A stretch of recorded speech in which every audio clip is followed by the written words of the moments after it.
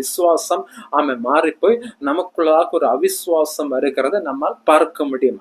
பல பல பேருடைய வாழ்க்கையில எல்லாருடைய வாழ்க்கையை நாம் எடுத்து பார்க்கும்போது பல ஊழியக்காரருடைய வாழ்க்கையை எடுத்து பார்க்கும்போது அவர்கள் கூட தங்களுடைய மரண படுக்கையில இப்படிப்பட்ட வார்த்தைகள் அவர்கள் கூறினது உண்டு. ஏன் என்னை கைவிட்டீர், ஏன் என்னை கைவிட்டீர், உமக்காகத்தானே நான் ஊழியம் செய்கிறேன், உமக்காகத்தான் நான் பாடுகளை அனுபவிக்கிறேன், உமக்காகத்தான் நான் வாழ்கிறேன், ஏன் என்னை கைவிட்டீர், எனக்கு ஏன் இந்த நிலைமை என்று சொல்லி பல ஊழியர்களும் தங்களுடைய மரண படுக்கையான அந்த நேரத்திலும் தேவனை நோக்கி அவர்கள் இப்படிப்பட்ட அவிசுவாசமான வார்த்தைகளை அறிக்கையிடுகிறதை பார்க்க முடிகிறது. பாருங்கள், அவர்கள் அந்த மரண படுக்கையில அவர்கள் அனுபவிக்கிற வேதனைகள் என்பது அதை சொல்லி முடியாது. பாருங்கள், அந்த வேதனைகளை அனுபவித்தவர்களுக்கு மட்டும்தான் தெரியும். நான் பல எபிசோடுகளுக்கு முன்பதாகவே சொல்லியிருப்பேன், பாடுகள் இந்த வேதனை